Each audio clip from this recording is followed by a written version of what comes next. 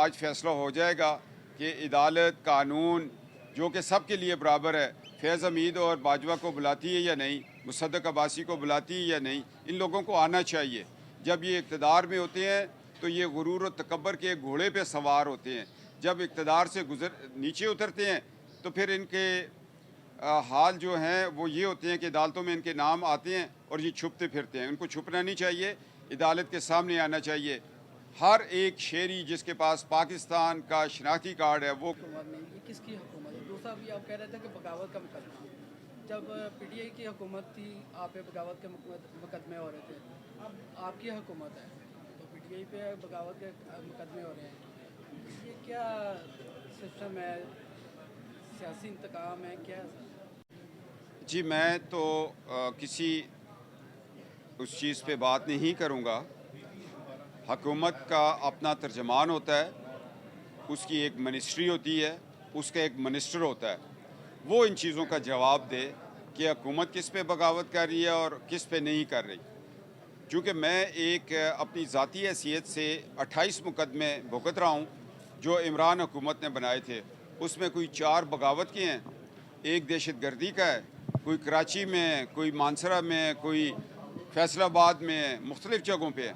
और पिंडी में मैंने खुद अपना केस लड़ा। 4 मुकदमे मैं पिछले 4 सालों में जीता हूँ जो मेरे ऊपर बने थे। मैं ये नहीं कहता हूँ कि किसी ने झूठे बनाए सच्चे बनाए, मगर अदालती फ़ैसलों ने मुझे बरी कर दिया। नेब के केस में मैं बरी हो गया, पेशावर बगावत में मैं बरी हो गया। शुक्र है अल्लाह का, इंसाफ के लिए खड़े हैं, अदालतें इंसाफ दे रही हैं। और ज़रूरतमंद अदालतें खैबर पख्तूनख्वा की उन्होंने ये बगावत के केसेस उठा के बाहर फेंक दिए थे। जस्टिस वकार मरहूम ने पहले दिन पूछा था कि भाई इसको नेब क्यों कर रही है, और उनकी बदनीति हमने साबित की कि लाहौर में भी नेब ने वही केस बनाया, पेशावर में भी, दोनों उड़ गए। अच्छा कैप्टन साहब, ये बताइएगा कि अभी इस टाइम पर जो करंटली जो मुल्क के मुआशी सूरत हाल है, जो हालात हैं इस टाइम पे, क्या आप नहीं समझते कि तमाम जमातों को जो है वो एक ही टेबल पे बैठना चाहिए?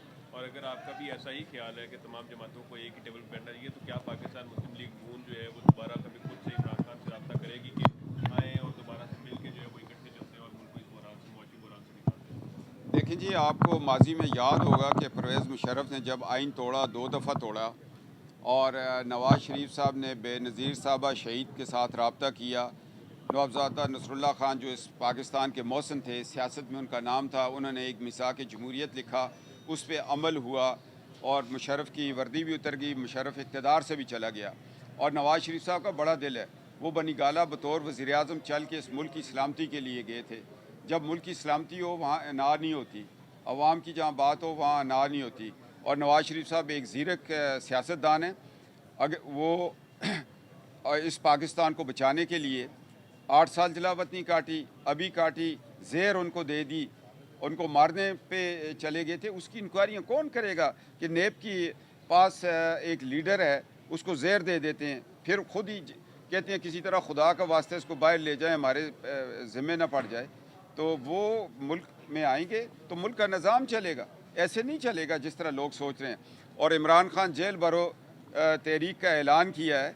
जेलें ऐसे नहीं भरी जाती, जेलों के लिए एक जज्बा होता है, एक आपके सामने होती है। इक़्तिदार से निकल जाओ तो जेल भरो। जेलें तो उन लोगों ने भरी जिन्होंने कहा था कि पाकिस्तान बनाना है, जिन्होंने कहा था इस्लामी कानून लेके आना है। इस मुल्क का निज़ाम उस वक्त बेहतर होगा जब हम सूद से छुटकारा पाएंगे, मुआशी हालात हमारे तब बेहतर होंगे। जिस इमा पर हम बात करते हैं और उसको पूरा नहीं करते। और दूसरी सबसे बड़ी बात है, हमने अल्लाह से रमज़ान के महीने में दुआ की थी, या अल्लाह हमें एक मुल्क दे और तेरे दिए हुए निज़ाम के मुताबिक उसको चलाएंगे। हमने उससे वादा वफा नहीं की और 75 साल हम कभी अयूब खान को एक्सटेंशन देते हैं, कभी बाजवा को देते हैं, कभी क्यानी को देते हैं। हम इसी चक्रों में हैं। और ये कि जी किसी को एक्सटेंशन दे दें, किसी से ताल्लुक़ पैदा कर लें तो इक़्तिदार को दवाम होगा। इक़्तिदार लोहे महफूज पे लिखे होते हैं, इज़्ज़तें लोहे महफूज पे लिखी होती हैं, मुक़द्दर लोहे महफूज पे लिखी होती हैं। अल्लाह के आगे हाथ उठाने चाहिए, अल्लाह के वलियों से दुआएं करवानी चाहिए, अल्लाह के नेक लोगों को पेश करना चाहिए अल्लाह की अदालत में कि या अल्लाह इस कौम पे रहम कर। रहम तब ही होगा जब हम हराम खाने से बचेंगे, सूद खाने से बचेंगे और अल्लाह के दिए हुए निज़ाम की तरफ जाएंगे। अच्छा आखिर में ये बताइएगा कि मियां नवाज शरीफ साहब का वतन वापस आ रहा है? ये मुझे पिछले 4 साल से सवाल हो रहा है कि नवाज़ शरीफ साहब कब आएंगे। अब मुझे ये बताएं कि नवाज शरीफ साहब की ज़रूरत है इस मुल्क को, नवाज शरीफ साहब को भेजा क्यों था, अभी फिर क्यों आप लोग रो रहे हैं? 8 साल एक शख्स जलावतन रहा और मुल्क की क्या हालत की एक डिक्टेटर ने। उसके बाद फिर आज आपने 4 साल किसने इमरान खान को हुकूमत में बिठाया था? सबसे पहले नवाज शरीफ उस दिन आएंगे जिस दिन साकिब निसार किसी अदालती कटेड़े में खड़ा होगा। साकिब निसार के साथ 5 जज जिन्होंने पानामा में झूठा केस बनाया, ये अदालतें हैं यार कि एक शख्स को अकामे पे पकड़ते हैं, पानामे में बुलाते हैं, इकामे में निकाल छोड़ते हैं, मुल्क का निज़ाम धर्म बरम हो जाता है। साकिब निसार की नाअहली की वजह से ये आज पाकिस्तान 300 के करीब डॉलर चला गया है। इन लोगों से कोई नहीं पूछेगा क्या जुल्फ़िकार अली भट्टो ही फांसी चढ़े, क्या नवाज शरीफ ही मुल्क से बाहर जाए, क्या बेनज़ीरी गोलियां खाए? तो ये मुक़द्दस गाय किस लिए है?